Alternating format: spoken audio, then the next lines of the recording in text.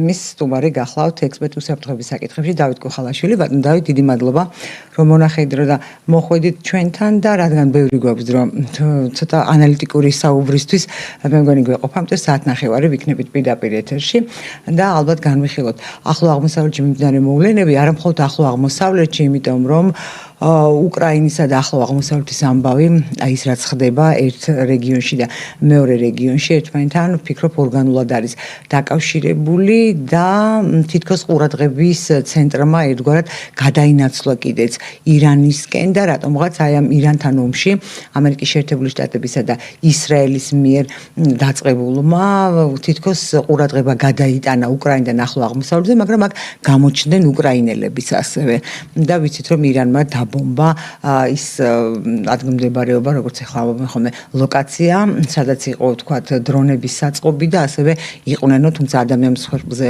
არ უთქვამთ არაფერი, მაგრამ ინსტრუქტორები უკრაინელი, რომლებიც უნდა დახმარებოდნენ ამერიკის შეერთებულ შტატებსა და ისრაელს ირანის წინააღმდეგ ბრძოლაში. და რითი მინდა იცით დავიწყოთ ბატონო დავით, აი ეს რამდენად არის მიზანშეწონილი, გამოიკვეთა ასეთი ტენდენცია, რომ ამერიკის შეერთებული შტატების პრეზიდენტი ამცირებს ყველას. ეს დამცირება დაიწყო კანადის პირველი პირით. მას ის და ილონ მასკი დუეტში ამცირებდნენ. კანადას როგორც სახელმწიფოს მის პირველ პირს, სხვა თემა ეხა მე მომწონს ან ვინმეს მოსწონს თუ არა კანადის პირველი პირი, მაგრამ ეს ფორმა ყოველ შემთხვევაში ჩემთვის მიუღებელია. შემდეგ საფრანგეთი, დანია, ევროკავშირი ზოგადად და ეხლა უკვე საოცრად შეურაცხმყოფელი განცხადება გააკეთა დონალდ ტრამპმა, აი ამ საუდის არაბეთის პრინცის მისამართით. ეს რაღაცა პოლიტიკის ახალი ფორმაა, ადრე სხვაგვარად კეთდებოდა. ხო პოლიტიკა თან სპეცსამსახურებიც უფრო რბილად მოქმედებდნენ თითქოს და ეხლა ეს ყველაფერი გაშიშვლდა. რა ფორმა არის ეს და რას მიღწევას ცდილობს დონალდ ტრამპი ამ ურთიერთობის ახლებური არაეთიკური სტილის დანერგვით? პირველ რიგში მოგესალმებით თქვენ აუდიტორიას და მადლობას გიხდით მოწვევისათვის. ერთი რამ აუცილებლად უნდა აღვნიშნოთ, რომ ყველა ის პროცესი, რომლის მომსწრენი ჩვენ ვართ სამწუხაროდ და საუბედუროდ, სადაც ჩვენ ხედავთ ძალიან დიდ მსხვერპლს ადამიანებისას, ასევე გონების და ეს შემდეგ, ეს არის პროცესი, რომელიც პრაქტიკულად ძალიან მალე არ დასრულდება. ეს არის ალბათ ის პროცესი, როდესაც მსოფლიო თავიდან ბოლომდე უნდა გადანაწილდეს, მაგრამ სანამ გადანაწილდება, ალბათ როგორც ფსიქოლოგიურად, ისე ფინანსურად, ისე სხვა მიმართულებით აუცილებლად უნდა გაატყდეს. ამიტომ ყველა ის ქმედება, რომელსაც ჩადის ამერიკის შეერთებული შტატები თუ სხვა სახელმწიფოები, ისინი ემზადებიან ახალი სარგებლის მისაღებად. უწუხარ ხარ რაც უნდა ვთქვა, მაგრამ ალბათობის მაღალი ხარისხით ყველაფერი ის, რაც მსოფლიოს ასპარეზზე ხდება, გარკვეულწილად შესაძლებელია უკავშირდებოდეს ალიასკაზე შეხვედრას. ანუ შეთანხმებული იყოს ბატონო დავით? შესაძლებელია ალბათობის მაღალი ხარისხით, რომ რაღაც მნიშვნელოვანი მოძრაობები, რომელიც დღეს მსოფლიოში ფიქსირდება, შესაძლებელია იყოს ალიასკის ნაწილი. რაც შეეხება უშუალოდ უკრაინაში განვითარებულ მოვლენებს, ჩვენ უყურებთ, რომ პრაქტიკულად ძალიან მნიშვნელოვანი ძალები და საშუალებები, მათ შორის ევროპის მხრიდანაც გადასროლილია სხვა მიმართულებით. ეს იმას ნიშნავს, რომ რეალურად რუსეთის ფედერაციამ ამ ქმედებებით მნიშვნელოვანი სარგებელი მიიღო. მოუთავისუფლეს არა ფრონტის ეს იყო მისთვის ერთ-ერთი მნიშვნელოვანი, რომ ძირითადი ყურადღება მისადმი მტრულად განწყობილი და აქტიურ ფაზაში მყოფი სახელმწიფოები გადართული ყოფილიყვნენ სხვა მნიშვნელოვან პრობლემაზე. აქედან გამომდინარე, ვფიქრობ, რომ ამ შემთხვევაში რუსეთის ფედერაცია სწორად მოქმედებს. ის ერთი მხრივ ძალიან კარგად ეხმარება ირანს და მეორეს მხრივ ის ძალიან კარგად ცდილობს, რომ გააუმჯობესოს და კონტროლს დაუქვემდებაროს უკრაინაში არსებული ვითარება. რაც შეეხება უშუალოდ პირთა მხრიდან დამცინავ ქმედებებს, ალბათობის მაღალი ხარისხით შესაძლებელია ორი ვერსია უნდა განვიხილოთ, ეს არის მიზანმიმართული ქმედება, რომელიც გარკვეულ დემორალიზაციას იწვევს არა მარტო სამიზნე სახელმწიფო, უშუალოდ იმ სახელმწიფოს მიმართ, რომელსაც დასცენიან თუ პოლიტიკური პირის მიმართ, არამედ მთელი მსოფლიოს მასშტაბით შესაძლებელია, რომ გარკვეული დემორალიზაციის საფუძველი იყოს და ჩვენ არ უნდა დაგვაუწყდეს, რომ ესეთი დაცვინის ხარისხებში გაიარა უკრაინის პრეზიდენტისა და ამერიკის შეერთებული შტატების პრეზიდენტის შეხვედრა. აბა დაცინო თუ იყო იქ იყო რაც ძალიან კითხვაც იმართლე მიუხედავად იმისა რომ არ მაქვს დადებითი დამოკიდებულება უკრაინის პრეზიდენტისადმი მაინც ჩავთვალე რომ ძალიან ცუდი შეხვედრა მოუწყეს და განსაკუთრებით იმ ქვეყანას და იმ ქვეყნის ლიდერს რომელიც აღასრულებდა მათ შორის ამერიკის შეერთებული შტატების ინტერესს ყოფილი ხელისუფლების ამერიკის შეერთებული შტატების ყოფილი ხელისუფლების პირობებში გარკვეულწილად ზელენსკი წარმოადგენდა იმ პირს რომელიც ძალიან კარგად იყო დავსებადი იყო მისი მოქმედებები ამერიკის შეერთებული შტატების ინტერესებში. თუმცა ტრამპის შემთხვევაშიც არ იყო შეუთავსებელი, იმიტომ რომ მომგებიანი ხელშეკრულება გააფორმა ამერიკის შეერთებული შტატებისთვის დონალდ ტრამპმა ზელენსკისთან, ანუ ამერიკის შეერთებული შტატებმა უკრაინასთან. თუ ეს მაინც ბლეფი იყო. ჩვენ უნდა გავითვალისწინოთ ერთი გარემოება, რომ მაღალი პროტექტორატის ქვეშ არის უკრაინა და მისი ძირითადი პროტექტორი სახელმწიფო გახლავთ დიდი ბრიტანეთი და შესაბამისად უნდა აუცილებლად ისიც გავითვალისწინოთ, რომ დიდი ბრიტანეთსა და ამერიკის შეერთებულ შტატებს შორის არ არის მთლად კარგი ფაზა, ის ფაზა, რომელიც ყოველთვის ხასიათდებოდა მჭიდრო პარტნიორული ურთიერთობებით, სტრატეგიული პარტნიორობით. ამიტომ შესაძლებელია, რომ ჩვენ ზოგადად ვიცით ძალიან ბევრი ხელშეკრულებები, მათ შორის საერთაშორისო ურთიერთობებში, რომ ბევრი რამ არ სრულდება და ზოგადად იმ ხელშეკრულებაზე რომელზეც ხელი მოეწერა შესაძლებელია რომ გარკვეულწილად ჯერჯერობით არ აღსრულდეს ყველაფერი დამოკიდებულია იმ მოვლენათა განვითარებაზე რომელიც უკრაინას დააყენებს იმ ადგილზე სადაც საბოლოო ჯამში უნდა აღმოჩნდეს რაც არის გადანაწილების პროცესის ერთ-ერთი მნიშვნელოვანი ნაწილი ალბათობის მაღალი ხარისხით ჩვენი ქვეყანა თავის მასშტაბებით გეოგრაფიულ მასშტაბებით არ იყო საკმარისი იმ ძალების მიმართ, რომელმაც ინსპირირება გაუკეთეს ამ საომარ მოქმედებებს და ამ შემთხვევაში მე არ გულისხმობ მხოლოდ რუსეთის ფედერაციას. ჩვენ ვიცით, რომ ყველა სახელმწიფოს გააჩნია თავის საკუთარი სტრატეგიული ინტერესები და ყველა სახელმწიფო მოქმედებს სტრატეგიული ინტერესების შესაბამისად. აქედან გამომდინარე, მე მაინც ვფიქრობ, რომ საქართველოსთან მიმართებაში 2008 წელს ზოგადად განვითარდა ისეთი პროცესები, რომლებიც პროვოცირებული იყო კოლექტიური დასავლეთის მხრიდან. რეალურად ჩვენ რჩებით პოსტსაბჭოთა სივრცეთ და პოსტსაბჭოთა სივრცე უკვე 30 წელზე მეტია გადანაწილების არეალშია მოხვედრილი, რომლისთვისაც იბრძვიან როგორც ევროპული სახელმწიფოები, ისე ამერიკის შეერთებული შტატები და ისე სხვა ქვეყნები. ამიტომ კიდევ ერთხელ ვიმეორებ, ყველაფერი უკრაინასთან დაკავშირებით რაც ხორციელდება დამოკიდებულია სწორედ როდესაც ამერიკის შეერთებულ შტატებზე ვსაუბრობთ დიდ ბრიტანეთს და იმ მდგომარეობაზე რომ დღეისათვის დიდი ბრიტანეთი არ არის ძალიან მისაღები ამერიკის შეერთებული შტატებისათვის თუმცა ისე არ უნდა წარმოვიდგინოთ რომ დიდი ბრიტანეთი ან ამერიკის შეერთებული შტატები პირდაპირ არიან მზად იმისათვის რომ ერთმანეთი გაანადგურონ ამისათვის ისინი ეძებენ სხვადასხვა გეოგრაფიულ მონაკვეთებს სხვადასხვა სახელმწიფოებს და სწორედ ამ სახელმწიფოების და გეოგრაფიულ მონაკვეთების მიხედვით ახორციელებენ ერთმანეთს წინააღმდეგ ბრძოლას ეს არის ზოგადად ბრძნული გადაწყვეტილება ეს არის სამსახურების მოქმედების მაღალი დონე. რა თქმა უნდა, ყველა გონიერი და მაღალი ტექნოლოგიების მქონე სახელმწიფო, რომელსაც გააჩნია მაღალი დონის სადაზვერო სამსახურები, ისინი ესე იქცევენ და მათ ძალიან კარგად იციან, რომ უშუალოდ საომარ მოქმედებებში ჩათრება, ეს იმას ნიშნავს, რომ ის სახელმწიფო შესაძლებელია ისეთ საფეხურზე აღმოჩნდეს, რომ დომინაციიდან შესაძლებელია სატელიტ სახელმწიფოთაც კი იქცეს და შეიძლება სახელმწიფოებრივაც კი დააკარგოს. თუ ჩვენ გარკვეულ საომარი მოქმედებების შეჩერჩების პრინციპზე ვისაუბრებთ ამ შემთხვევაში, ალბათობის მაღალი ხარისხით მე მაინც ვფიქრობ, რომ ამერიკის შეერთებული შტატები ჩათრეული არის იმ საომარ მოქმედებაში. არ უნდა ისრაელთან ერთად ნახეთ მათ რა უნდათ და როგორ უნდათ კავშირი ხო აქვს ამას ვენესუელაში მომხდარ პროცესთან და თითქოს ლოგიკურად ევნება არ უნდათ ესე არ უნდა დავსვათ შეკითხვა იქიდან გამომდინარე რომ კიდევ ერთხელ ვიმეორებ ამერიკის შეერთებული შტატები გახლავთ ის სახელმწიფო რომელიც მუდმივად იბრძვის საკუთარი ინტერესების და სარგებლის კიდევ უფრო გასაფართოებლად ამიტომ უბრალოდ მეთოდოლოგიურად ის იბრძოდა სწორედ იმ მეთოდოლოგიით, როგორც თქვა, იქ იყო ვენესუელაში გამოყენებული კიდე სხვა მიმართულებებით, მაგრამ დღეს გადავიდა სწორედ ისეთ ქმედებებზე, რომელზედაც ის თვითონ ძალიან დიდ სადაზვერვო პროპაგანდას აწარმოებდა იმ ქვეყნების მიმართ, რომელიც ანალოგიურ მოქმედებებს ჩადიოდნენ. ამიტომ ჩემთვის ცნობილი იყო ზოგადად როგორც სპეციალისტისათვის ამერიკის შეერთებული შტატების რახვები, მოქმედებები და მეთოდები, მაგრამ უკვე ღია ფორმით ამ მიმართულებით მის საქმიანობა პირდაპირ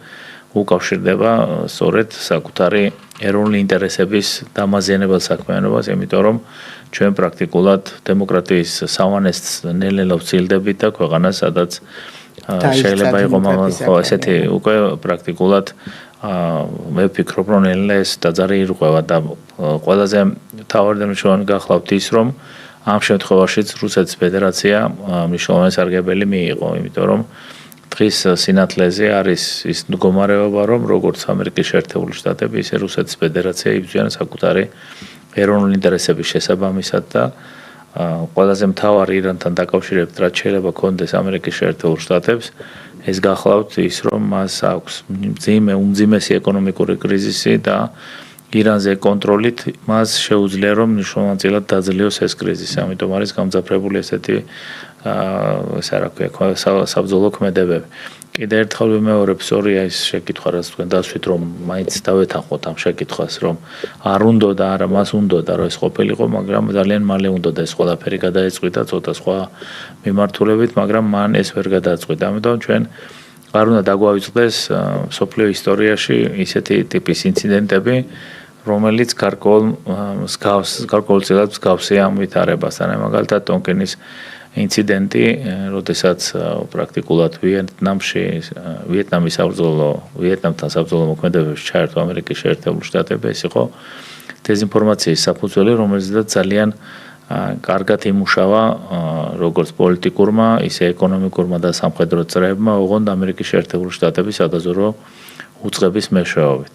ალბათობის მაღალი ხარისხით მე მაინც ვფიქრობ, რომ გარკვეულწილად აქაც რაღაც შეუსრულეს დღევანდელ ამერიკის შეერთებული შტატების ხელისუფლებას და ვფიქრობ, რომ შესაძლებელია გარკვეულწილად მან მნიშვნელოვანი დეზინფორმაციული ნაკადების საფუძველზე მიიღო ის გადაწყვეტილება, რაც ნიშნავდა ისრაელთან ერთად საომარ მოქმედებებში ჩაბმას. ანუ არ მიაწოდეს სრული და ზუსტი ინფორმაცია ირანის შესაძლებლობების და შესაძლო რეაქციის შესახებ. ყველა ის განცხადებები, რომელიც კეთდებოდა ღია წყაროებში და ის შედეგობრივი მაჩვენებელი, რაც სახეზე გვაქვს, მეანიშნებს იმაზე, რომ პრაქტიკულად ალბათობის მაღალი ხარისხი კიდევ ერთხელ ვიმეორებ, ძალიან დიდი და მნიშვნელოვანი ნაკადი, რაც მიაწოდეს ამერიკის შეერთებულ შტატების ხელისუფლებას, სადაზვერვო უწყებებმა იყო სადაზვერვო დეზინფორმაციით გაჯერებული და ამიტომ გვაქვს ის მდგომარეობა და შესაბამისად ვფიქრობ, რომ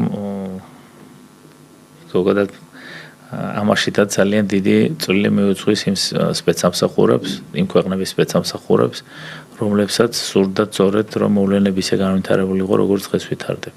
და ის ვამბობთ, რომ თქვათ, უნდა და სხვაგვარად ვიღაცამ არასწორი ინფორმაცია მიაწოდა, რა ძალებს გულისხმობთ, ვინ მიაწოდა არასწორი ინფორმაცია. მაშინ გამოდის, რომ ამერიკის სახელმწიფოში არის რგოლები სახელმწიფო, რომლებიც დეზინფორმაციას აწვდიან, თქვათ, ქვეყნის პირველ პირს და სისტემაში ეყავთ, ხომ მთლიანად შეცდომაში. ჩვენ სულ ვამბობდით, რომ ამერიკის შეერთებულ შტატებს მართავს და ამით იყო ის მართვის მოდელი, თქვათ, მომხიბვლელი და მიჩნეული წარმატებულად, რომ ერთი პიროვნება ვერაფერს ვერ წყვეტს, ერთი ადამიანი, ამით მუშაობს სისტემა. სისტემა მოატყუეს თუ სისტემა მოატყუა ერთი პიროვნება? ანუ დონალდ ტრამპი. ესე იგი, როდესაც ვსაუბრობთ სადაზვერვო ხასიათის დეზინფორმაციაზე, ვსაუბრობთ ამერიკის შეერთებული შტატების სადაზვერვო თანამეგობრობაზე. ეს იმას ნიშნავს, რომ სწორედ სადაზვერვო თანამეგობრობის მიერ იქნა შეცდომაში შეყვანილი ამერიკის შეერთებული შტატების პრეზიდენტი. არა, თვითონ ამერიკის შეერთებული შტატების სადაზვერვო სამსახურის. თანამეგობრობა მე ვგულისხმობ სხვადასხვა შიდა თანამეგობრობა მას ხავს ძალიან ბევრი და მნიშვნელოვანი სადაზვერვო უწყება და სწორედ მათი ერთი სიტყვით ზოგადად ყველა გადაწყვეტილება მიიღება სწორედ სადაზვერვო სამსახურების მიერ მოწოდებული ინფორმაციის საფუძველზე და ერთი რამ უნდა ვიცოდეთ, რომ გადაწყვეტილება უნდა იყოს უსაფრთხო, თუ უსაფრთხო გადაწყვეტილება არ არის, ამ შემთხვევაში რეალურად ზიანდება, რა თქმა უნდა, იმ ქვეყნის ინტერესი, ვინც სადაზვერვო ინფორმაციის საფუძველზე მიიღებს კონკრეტულ გადაწყვეტილებას. მე მაინც ვფიქრობ არა მარტო იმიჯის თვალსაზრისით, არამედ სხვა მიმართულებითაც საკმაოდ და სიღრმისეულად დაზიანდა ამერიკის შეერთებული შტატების ინტერესი. ახლა რატო ვსაუბრობდი, როდესაც კი პასუხეთ ფინანსურ პოლიტიკურ და სამხედრო წრეებზე. ანუ აი ამ სადაზვერვო თანამეგობრობა მოატყუა ამერიკის შეერთებული შტატების პრეზიდენტი. თუ თვითონაც მოწყობდნენ, თუ ისინი რაღაცა მოატყუა. ნახეთ, ესეთი ტიპის მოქმედებების დაწყება არ ხდება სადაზვერვო ინფორმაციების გარეშე. ამერიკის შეერთებულ შტატებს აქვს მყარად ორგანიზებული სისტემა, როდესაც სადაზვერვო სამსახურები იპოვებენ, შემდეგ ამოწმებენ ინფორმაციას და ანალიტიკურად ამუშავებენ და ამასთან ერთად ამ პროცესებში ჩართული ყავთ სამეცნიერო-კვლევითი ცენტრები.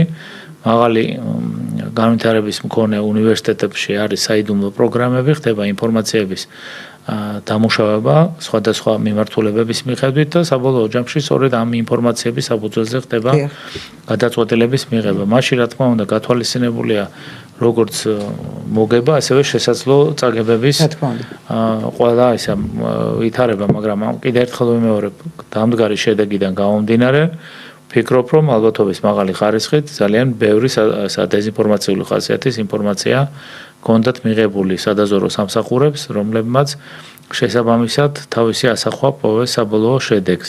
გადაწყვეტილება აღმოჩნდა უსაფრთხო. ესე იგი რეალურად ამერიკის შეერთებული შტატების დაგეგმილი ყველა ღონისძიება არ იყო სრულყოფილად სწორად გაანალიზებული და რეალურად სარგებლის მიღების ნაცვლად მოხდა საფრთხე. საფრთხეები იყო არასწორად იდენტიფიცირებული ამის თქმა მინდა.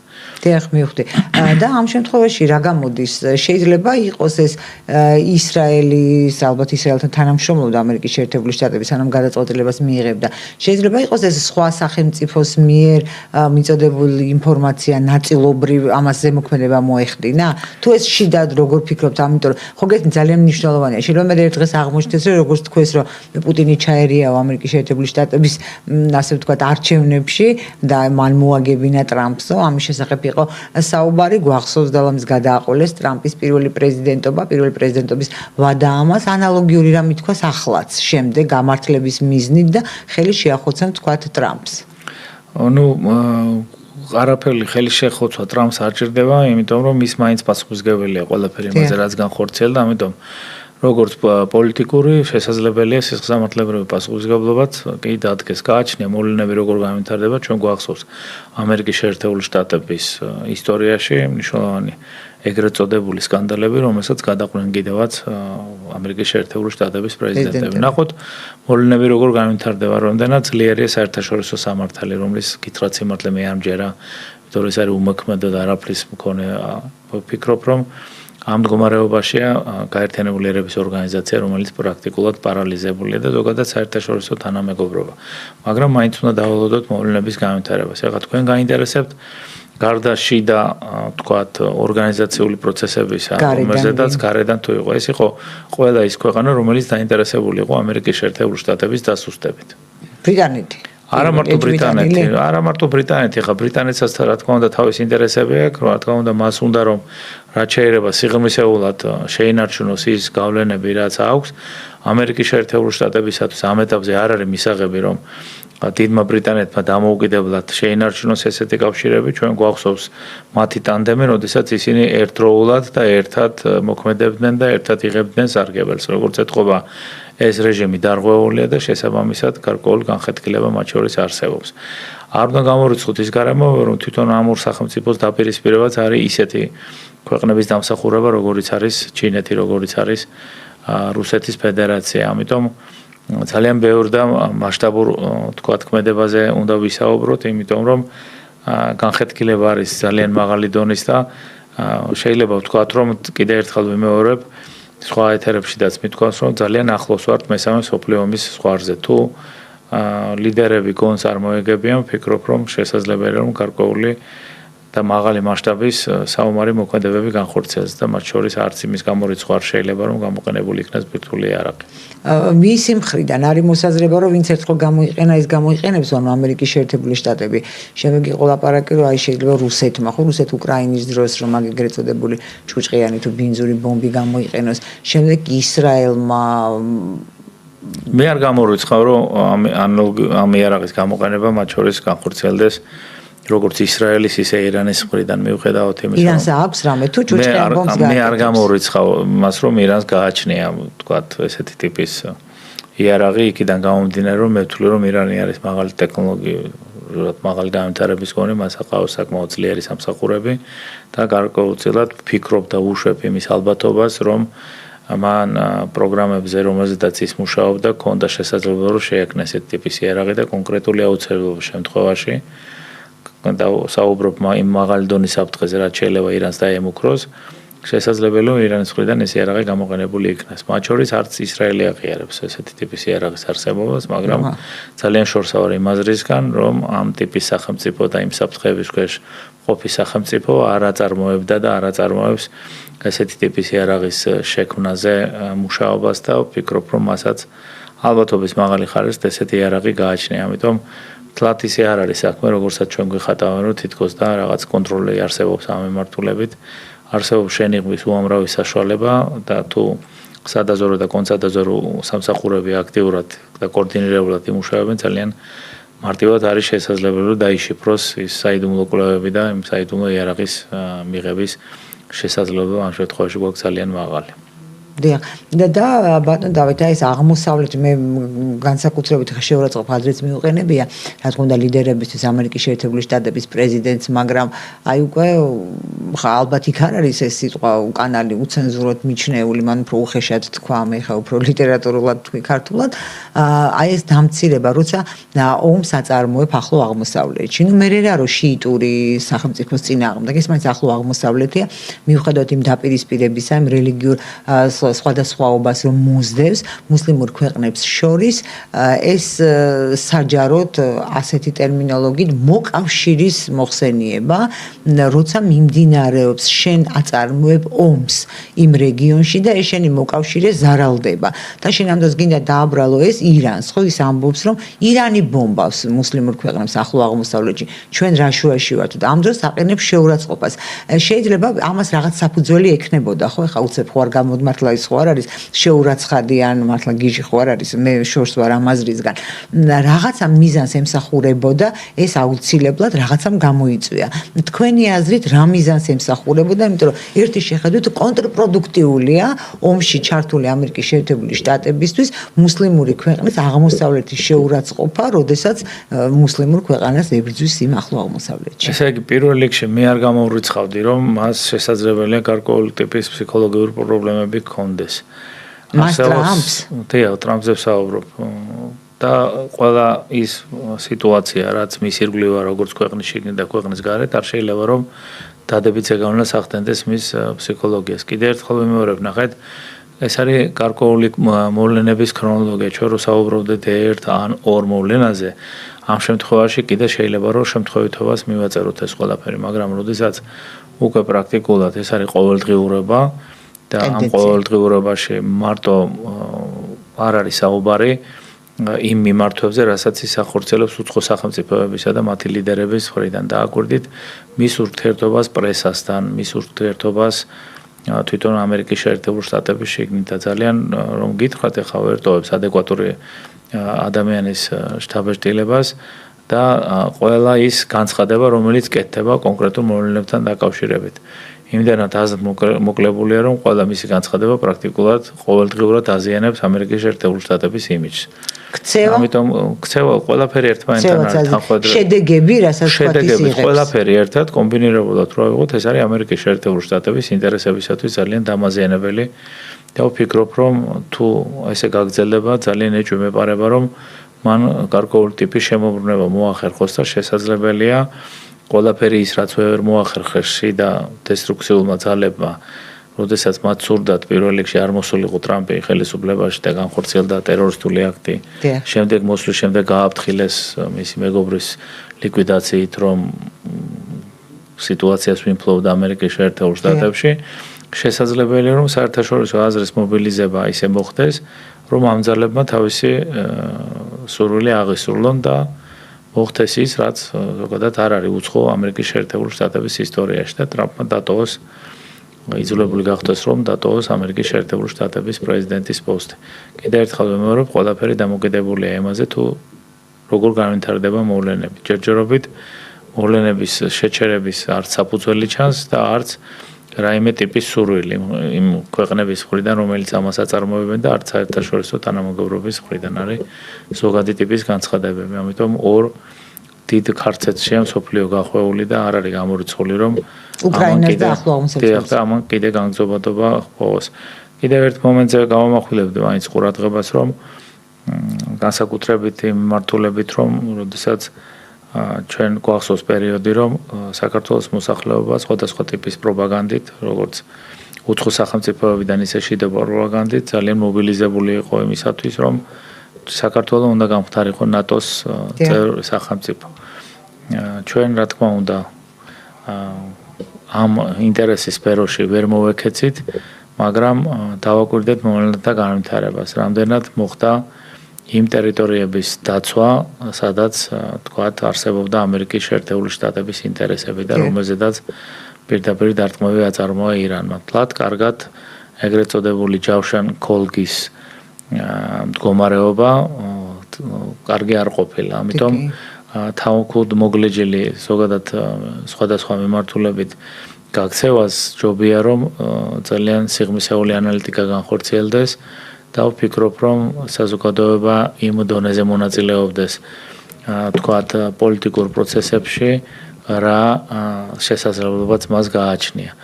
კიდევ ერთხელ ვიმეორებ, ყოველთვის ნორმალური და გონიერი ადამიანი ხვდება და სახელმწიფოებრივად მოაზროვნა იმას, რომ მხოლოდ სახელმწიფოს გააჩნია ის ინფორმაციული ნაკადები ეს არის, როგორც ღია წყაროებიდან, ისე საიდუმლო წყაროებიდან, რომელშიდაც უფრო მეტი შესაძლებლობაა, რომ სახელმწიფო მიიღოს სწორი გადაწყვეტილება.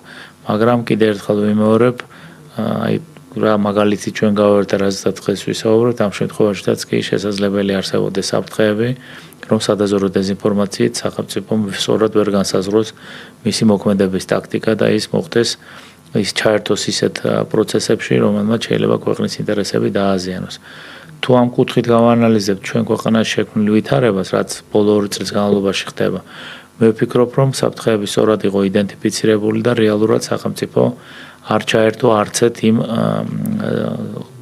არცეთ რაიმე სახის ისეთ კონფლიქტში, რომელიც დააზიანებდა მის ინტერესს. თუმცა გარკვეული დამაზიანებელი ორგანიზება მაინც ხორციელდება იმ ქვეყნების მიმართ, ვისი მიზანიც იყო, რომ საქართველოს ყოფილიყო კონფლიქტის მონაწილე. ამიტომ მაინც ვფიქრობ, რომ ყველას დიდ საზრუნავი არა მარტო ჩვენ, არამედ ნებისმიერ ქვეყანას გააჩნია ის, რომ ჯერ უნდა ყავდეს მაღალი ინტელექტუალური და მაღალი ტექნოლოგიური შესაძლებლობების მქონე სადაზორო სამსახური და მეორე მთავარი და აუცილებელი გახლავთ სანდოობის ფაქტორი. სპეცსამსახურების სანდოობის გარეშე იქცევიან ისეთ ველურ ცხოველად, რომლის შეჩერება პრაქტიკულად არ შეიძლება. ისინი ან მტრობენ პირდაპირ თვითონ და მონაწილეობენ სახელმწიფო გადატრიალებებში, ან და სწორედ ესეთი მეთოდოლოგიით, როგორც არის სადაზორო დეზინფორმაცია, ძირს უთხრიან საკუთარი ქვეყნის ხელისუფლებას და ზოგადად საკუთარი ქვეყნის კონსტიტუციურ წყობილებას.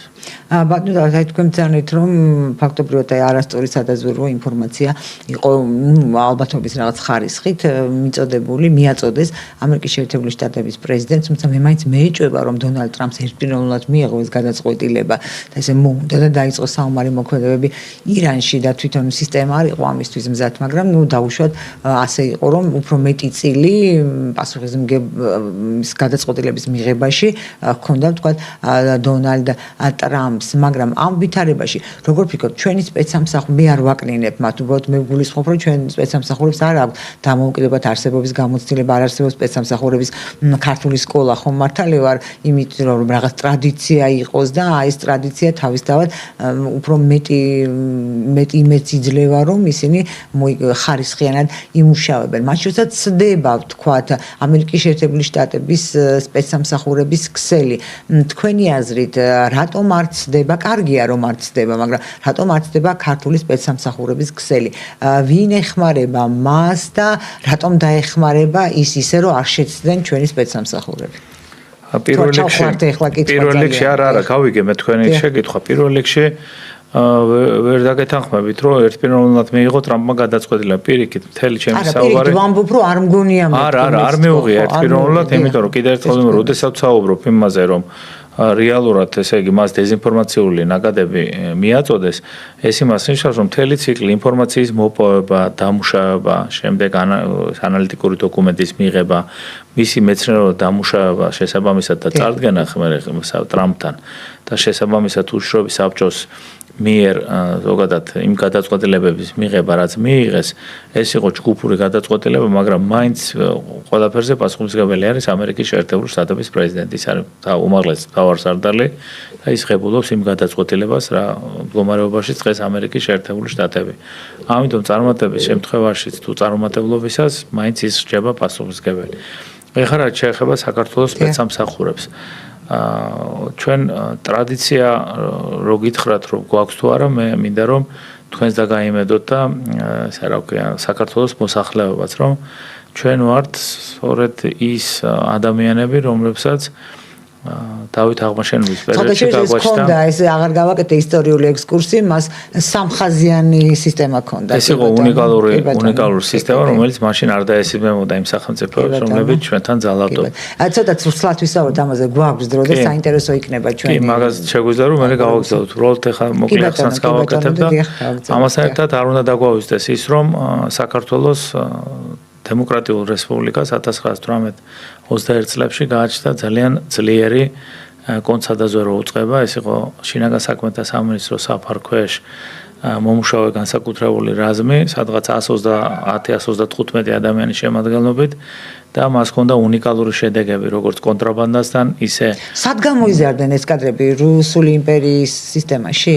ნახეთ როგორ იყო, რაც შეეხება 18-21 წლებს რა თქმა უნდა, იქ იყო თანამშრომელთა ის ნაწილი, რომელიც იმ სპეცსამსახურებში მუშაობდნენ, მაგრამ კომპლექტაციის პრინციპს, ეხლა ესეთი ტიპის მონაცემებს მე არქივში არ შეხვედრი ვარ, მათ ბიოგრაფიულ მონაცემებს, მაგრამ ყოველ შემთხვევაში სამსახური რო ძლიერი იყო და თქვა 500-მდე ჯარში ყავდა გამოვლენილი, ეს არის უნიკალური ციფრი იმ პერიოდში და ჩვენ ცოტა გვიან დავიწყეთ ახლა ესა ზრუნვა უცხოელების გაძევებასთან დაკავშირებით და საკმაოდ აქტიური იყო ესა რა ქვია განსაკუთრებული სადაზვერო უწყება პირველი რესპუბლიკის და მათ შორის კონტრაბანდასთან საბოტაჟთან ბრძოლის თვალსაზრისით დეზინფორმაციასთან ბრძოლის თვალსაზრისით და გითხრათ სიმართლე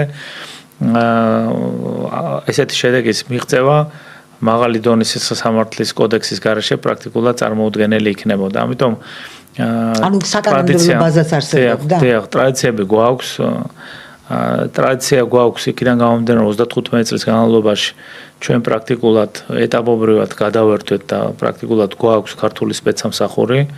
მეც 1994 წელს ჩავირიცხე სახელმწიფო უშუალოების სამსახურის რიგებში და უკვე ეს იყო პლიადა, რომელიც მთლიანად დაკომპლექტებული იყო ქართული კადრებით და შესაბამისად, რა თქმა უნდა, ეხა 30 წელი ბევრი არ არის და 35 წელი, მაგრამ იმისთვის კი კმარა, რომ გარკვეული წინააღმდეგობა გასცემენ ამ სპეცსამსახურებმა. ეხა რო გითხრათ, რომ ყველაფერი დაძლევადი იყო ამ სპეცსამსახურებისთვის, ვერ გეტყვით, იმიტომ რომ როდესაც საუბრობთ ჩვენი ტიპის სახელმწიფოს, თუ მის ბექგრაუნდს გავიხსენებთ, ამ შემთხვევაში ძალიან ბევრი ჩავარდნებიც გვაქვს. ეს გახლავთ პრეზიდენტს გამსახურდია სავალდებრივი დამხობა.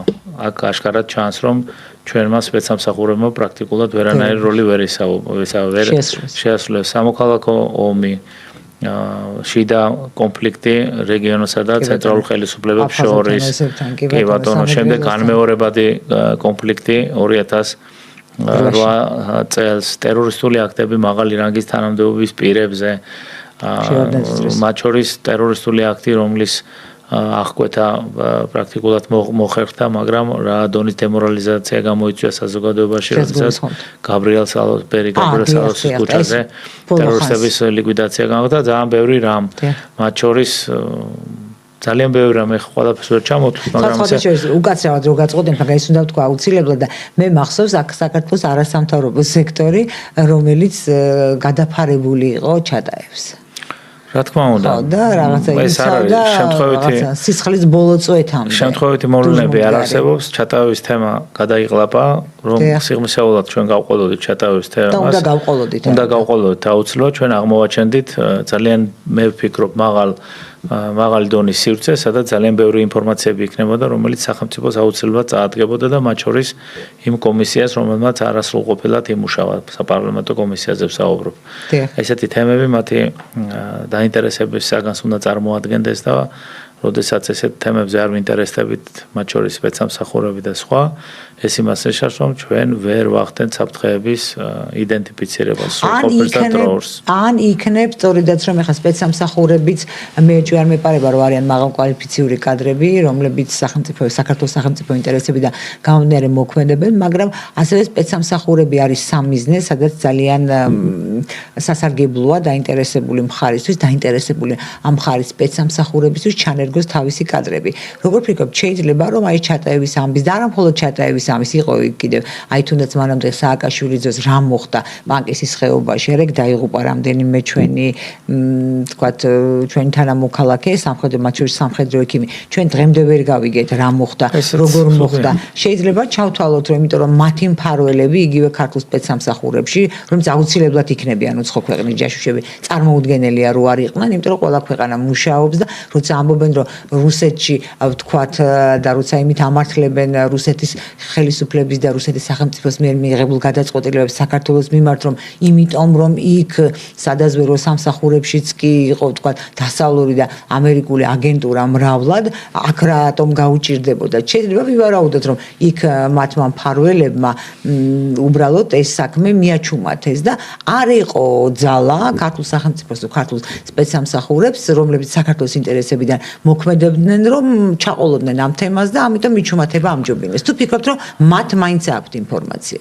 მე ვფიქრობ, რომ სხვადასხვა სიღრმეებში ჩვენ გვყავს ესეთ ჩანერგილი აგენტები, ალბათობის მაღალი ხარისხით და ერთ რაღაცას მინდა ყურადღება გავამახვილო. აი, შეგიძლიათ, რომ და სპეციალისტებს, მეცნიერებს და მათ შორის ახალგაზრდებს, სტუდენტებს შეუძლიათ, რომ გაანალიზონ ღია წყაროებში არსებული ინფორმაცია რუსეთის ფედერაციაში გამოვლენილი ქართველი ჯაშუშების შესახებ. ეს ძალიან ბევრია, კი, ეს თვალში და განსაკუთრებით 2007-2008 წლებში. კი ბატონო. და ომის შემდეგაც იყო რამდენიმე შემთხვევა. დიახ. მე სვამ ერთ შეკითხვას.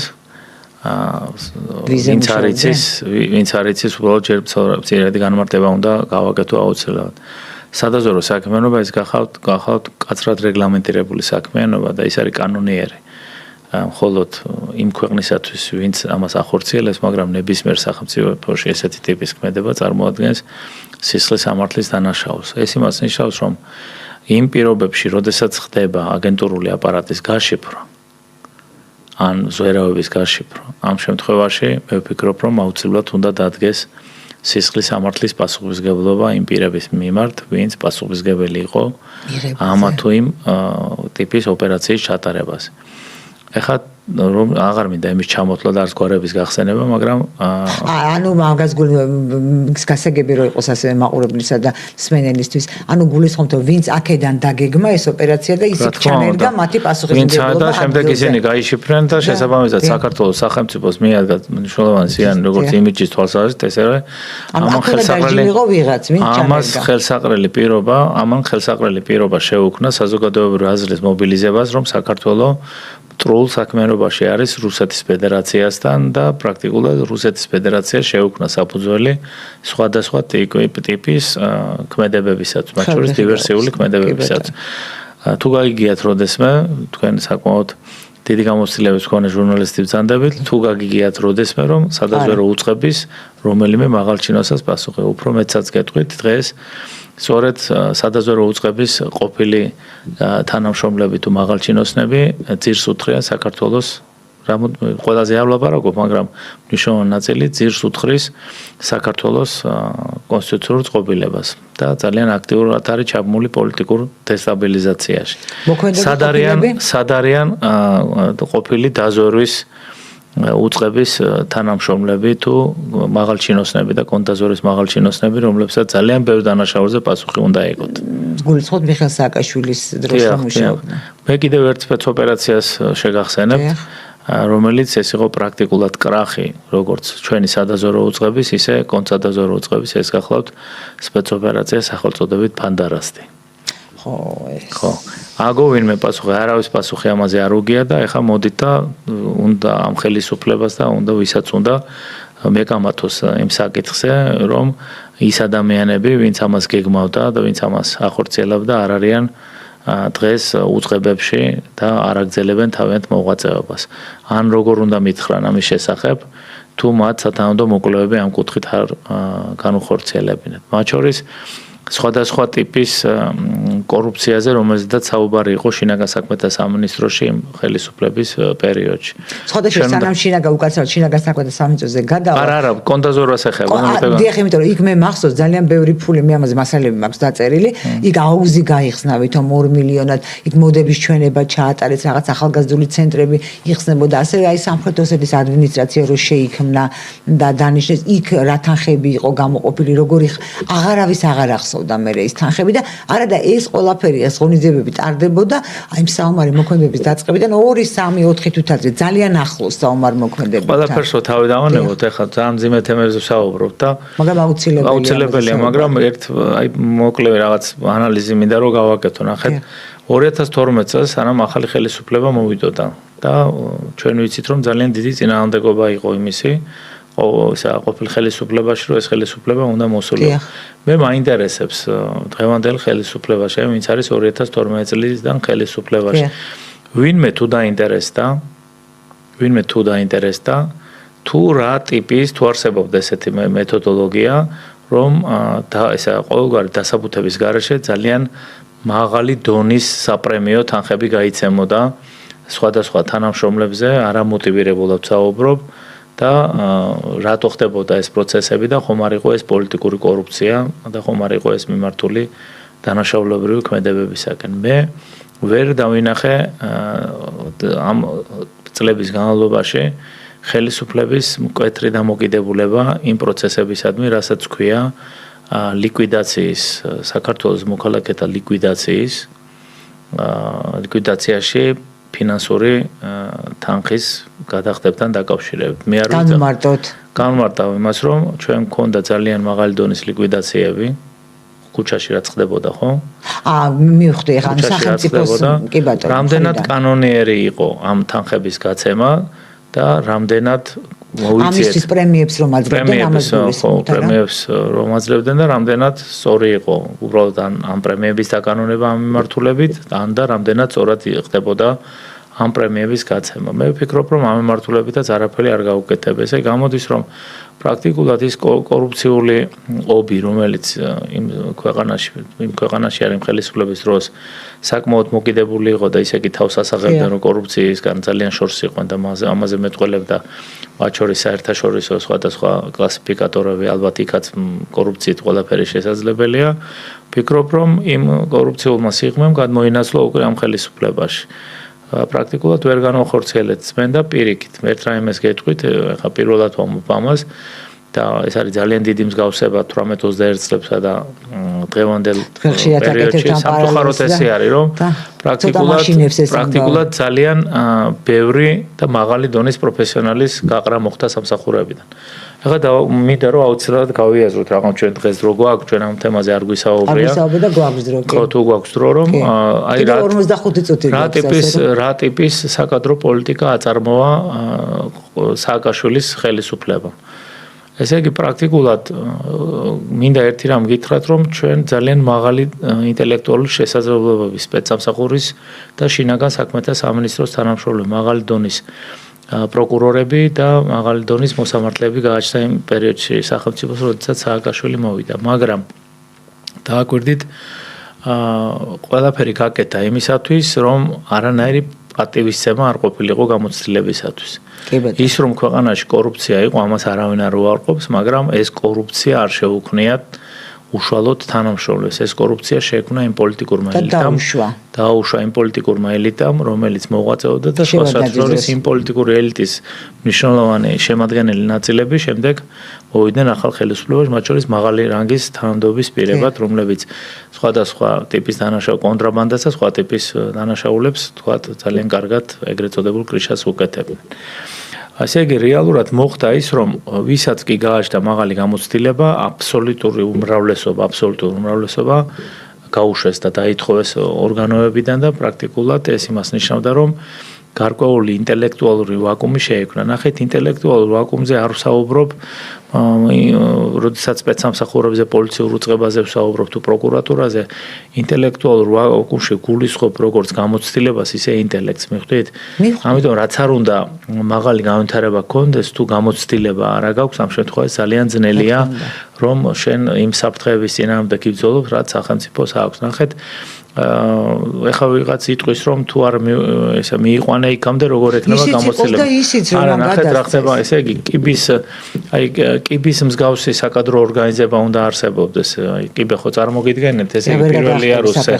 რა თქმა უნდა იყოს შედარებით დაბალი გამოცდილების და ესე რაც უფრო იარუსები უნდა იყოს ძალიან მაღალი გამოცდილების მქონე ადამიანები, იმიტომ რომ ერთი არის ის, რასაც ჩვენ წიგნებიდან ვსწავლობთ და მეორეა პრაქტიკული გამოცდილება. პრაქტიკული გამოცდილების მიღწევა შიდა მასწავლებლების გარეშე პრაქტიკულად წარმოუდგენელია. ნახეთ, მოხდა ესეთი რამ, რომ ძალიან მაღალი განვითარების მქონე ბავშვები, ახალგაზრდები უცებ აღმოჩნდნენ თანამდებობებზე და პრაქტიკულად ისინი აცდურნეს.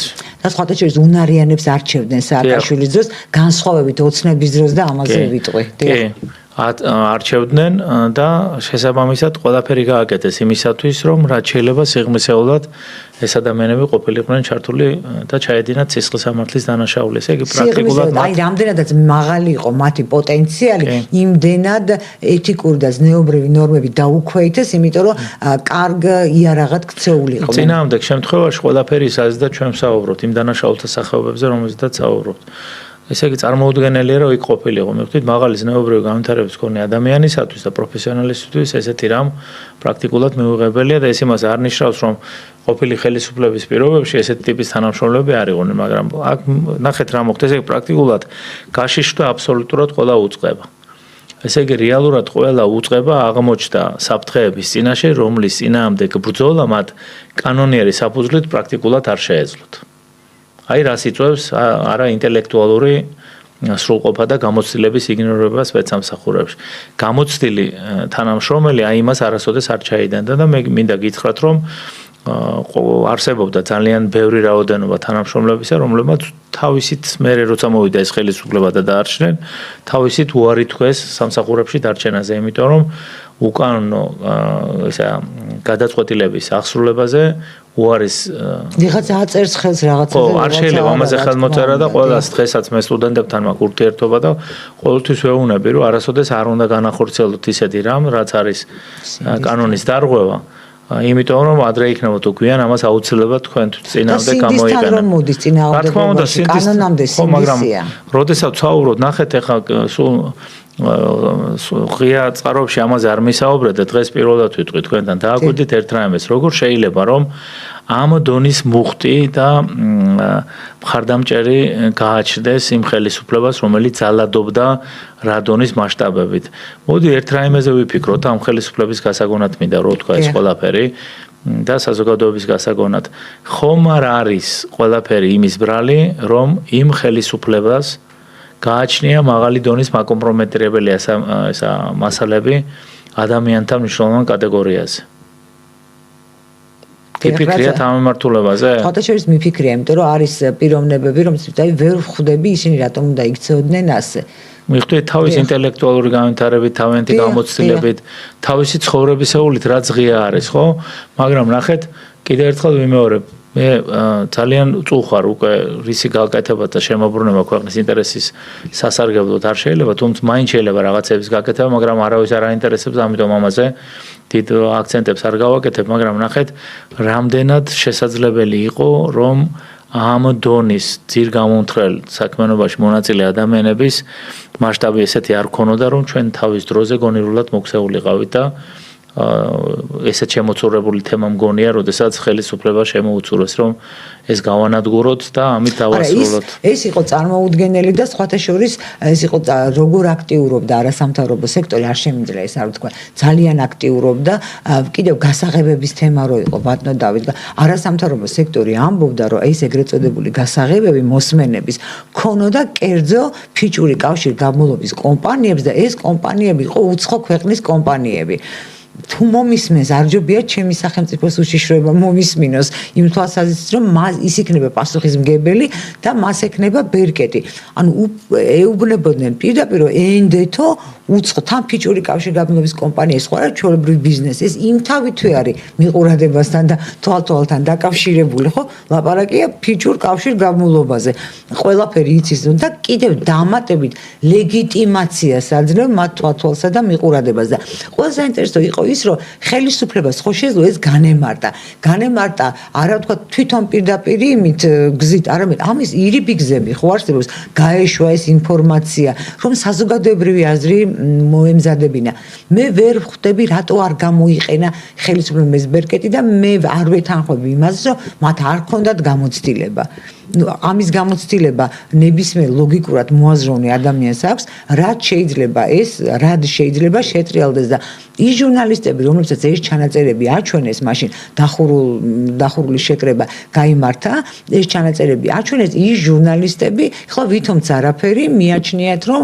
თქვა იმ ხელისუფლებას ვინც ემ ჩაიდინა არაფერი ჩაუდენია და აი ეს რატო იყო ასე კამპანია სუდად სახელმწიფომ შეამოწმა ის არასამთავრობო და აი მაგას ვამბობ სექტორის აუდიტი განხორციელდა ძალიან სხვადასხვა გამჭვირვალება აქტიურობდა ყველაზე მეტად ქალბატონი გიგაური ყველაზე მეტად მე შორსავარ იმ აზრისგან რომ სახელმწიფოს არ აქვს უნარი და შესაძლებლობა რომ აუდიტი განახორციელოს და დარწმუნებული ვარ რომ ესეთი აუდიტები მას განხორციელებული აქვს მაგრამ ეს ღია წყაროებისში აუცილებლად უნდა გამოსულიყო კანონიერი საფუძვლით უნდა მომხდარიყო აუდიტი ჩვენ იქ დავინახავდით რომელი არასამთავრობო სექტორები რა მიმართულებასაც ლობირებდა ჩვენ დავინახავდით აბსოლუტურად დაფინანსების წყაროებს დავინახავდით ქვეყნებს და შესაბამისად ქვეყანას ექნებოდა არა მარტო ქვეყნის შიგნით არამედ საერთაშორისო ასპარეზზე საკუთარი ქვეყნის ინტერესების სასარგებლო პროპაგანდის განხორციელების საშუალება ჩვენ ეს არ გავაკეთეთ ეხლა კიდე უნდა მიუბრუნდეთ საკადრო პოლიტიკაზე აღარ აი სანამ ეს თემა ამოვწურო თუ შეიძლება და კიდე მნიშვნელოვანი მომენტი ეს ხო არასამთავრობოებს ასე ვთქვათ შეარჩინეს ეს ამბავი და ახლაც კი არ იხსენებენ და საერთოდ ის რატო განადგურდა მე წარმოდგენა არ მაქვს იმიტომ რომ ამით ხო ეს ილუზიაც იქნება რომ ეს აღარ არსებობს და ვინ ვიზღა დააშანტაჟებს ხო მართალია ყველაფერი არსებობს არაფერი არ იკარგება რა თქმა უნდა და ასლების გაკეთება თანამედროვე ეპოქაში და კიდევ ერთი სანამ გადაიბარებდა ახლანდელი ხელისუფლება წინა ხელისუფლებისგან ძალაუფლებას მისცეს 2 თვე და ეს ყველა მიცის ვინ სისტემაში მუშაობდა ვინ შორს იყო სტაჟიორების დონეზეც კი 2 თვე ჭრიდნენ ანუ ქალის ფურცლების სხვარის გასანადგურებელი დანადგარები ჭრიდნენ და წვავდნენ რა დააჭრევინეს და დააწვევინეს რა საბუთები ან რატომ დააწვევინეს და დააჭრევინეს ახლა ლაპარაკია იმაზე რომ ეს იყო გარეძალების თქვათ მოთხოვნა და ერთ-ერთი პირობა რომ ლეგიტიმაცია ოცნების აღიარებულიყო მაგრამ ჩვენ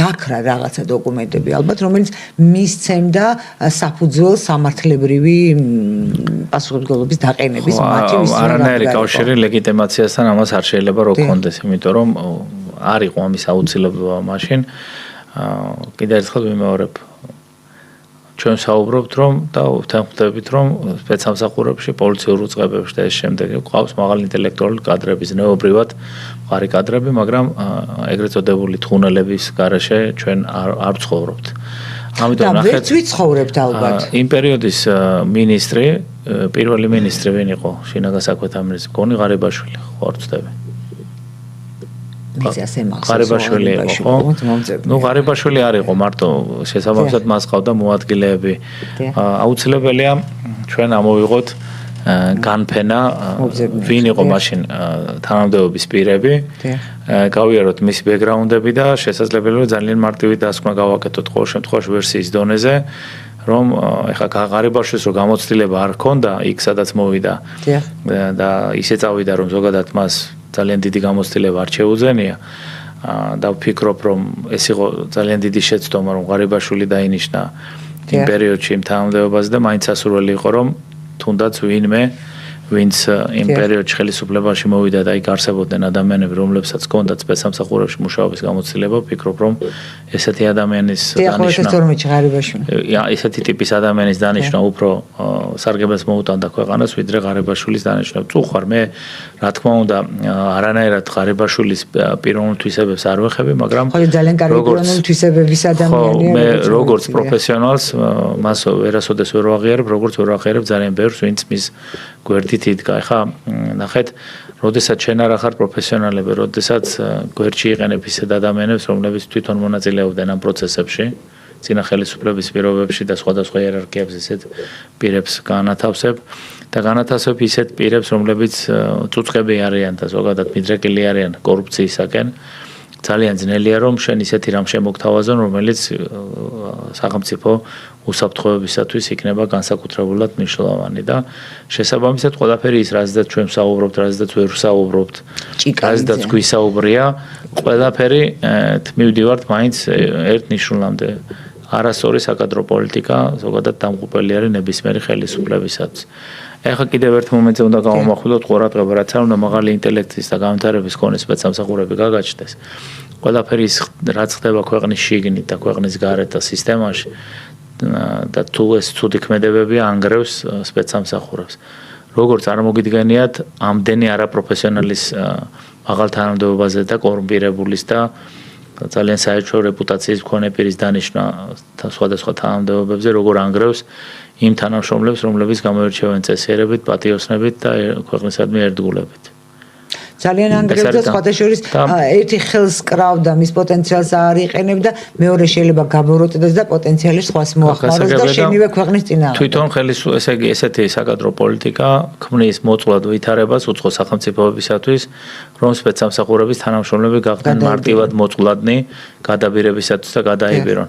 ეხლა ყველაფერს შოთავი დავანებოთ, მე და თქვენ რო ყოფილიყავით სპეცსამსახურის თანამშრომლები, რა მდგომარეობაში ჩავარდებოდით მაშინ, როდესაც ერთ-ერთმა ყოფილმა მაღალჩინოსანმა მინისტრის პირველმა მოადგილემ ჯერა განცხადებები გააკეთა ღია სივრცეში და მე რა ტიპის ინფორმაცია განათავსა ღია სივრცეში დღეს ის დაგავებულია გოგაშვილზე ვსაუბრობ. გოგაშვილი. ეხლა ნებისმიერი ნორმალური ადამიანი ვინც სისტემაში მუშაობს არ შეიძლება რომ გარკვეული და მაღალი დონის დემორალიზაცია არ გქონოდა გამოწვეული ამ მდგომარეობას. მით უმეტეს გამოქვეყნდა ისეთი მასალები, სადაც პირდაპირ მინიშნებული იყო თანამშრომელთა გვარები, სახელები. მიხვდით, ესეთ მდგომარეობაში მყოფი სახელმწიფო ზოგადად ღმერთი მწამს ეხა და აქედან გამომდინარე სულ ღმერთის როლს კი ბატონო. განსაკუთრებულად წინ წამოწევ ხოლმე, იმიტომ რომ აი ესეთ მდგომარეობაში სინდისს უღვიძებს ადამიანს და სხვანაირად არ შეიძლება ესეთ მდგომარეობაში ყოფი სახელმწიფო სხვანაირად მოღვაწეობს. ერთ სიტყვით იქ ვართ რა სადაც უნდა ვიყვეთ, არაფერი არ უნდა გაგვიკვირდეს, რა ჩვენ სირბლივ ხდება. იქიდან გამომდინარე რომ ის ოპერატიული ვითარება რაც ჩვენ შეგნით არის, სწორედ ჩვენ შექმნით, ჩვენ ვქნით ამ ოპერატიულ ვითარებას და ჩვენ შეგვიძლია რომ მასზე დადებითი ზეგავლენა მოვახდინოთ. ამიტომ ჩვენ და სამწუხაროდ მინდა ყველა იმ ადამიანის გასაგონად თქვა, ვისაც შეუძლია ამ სიტუაციის შეცვლა, რომ კომპრომეტირებული თანამშრომლებით ძალიან ძნელია და საკადრო კომპრომეტირებული საკადრო პოლიტიკით ძალიან ძნელია ზოგადად რაიმე საღი და სარგებელი შეუქმნა შენ სახელმწიფოს და სახელმწიფო უსაფრთხოებას. მე მაინც ვფიქრობ, რომ მნიშვნელოვანი გაჯანსაღების გარეშე ძალიან ძნელი იქნება, რომ ჩვენ რაიმე დადებითი შედეგებზე ვისაუბროთ. თანამშრომელი ყოველ შემთხვევაში დადგმული თანამშრომელი ვერ იბრძვის. რა თქმა უნდა. ვერცეთ ომს დადგმული თანამშრომელი ვერ მოიგებს. ამიტომ მე ძალიან ბევრი რაიმეს თქვა შემიძლია ნებისმიერ ეთერში, ნებისმიერ მასმედიის საშუალებებთან, მაგრამ მაქსიმალურად ვცდილობ, რომ თავშეკავებული ვიყო, რომ ვიცი როგორ მოქმედებს ის იქ მყოფ თანამშრომლებზე, მაგრამ კიდევ ერთხელ ვიმეორებ, რომ მე ყოველთვის დიდ პატივისცემას გამოვხატავ ყველა სახელმწიფო მოხელისადმი, რომელსაც ქვეყანა უყვარს, ქვეყნის ინტერესებს ემსახურება და ვინც ამას არ აკეთებს, ისინი ჩემი მტრები არიან, იმიტომ რომ ჩემი სახელმწიფოს მტერი არის, ჩემი სახელმწიფოს მტერი. ყველა ის მხარდამჭერი, ვინც მხარს უჭერს ამ ადამიანებს, შეიძლება აღვიქვა მეც მტრად, ამიტომ ყველა ის განცხადება, რასაც ვაკეთებ, იმიტომ რომ ცოტა სიფხიზლისკენ მოვუწოდებ ყველა იმ ადამიანს, ვინც ეს გადაწყვეტილება უნდა მიიღოს, იმიტომ რომ ყველაფერს აქვს თავის საზღვარი. ჩვენ ძალიან ბევრი გამონათქვამი გვაქვს და ერთს მოიხსენებთ, რომ კოკას სულ წყალს არ მოიტანს. კი ბატონო, რა თქმა არ მოიტანს და ჩვენ ვართ ვეშაპების გარემოცვაში და ამ ვეშაპების გარემოცვაში დადგონული კომპრომეტირებული საკადრო პოლიტიკით ძალიან შორს ვერ წავალთ.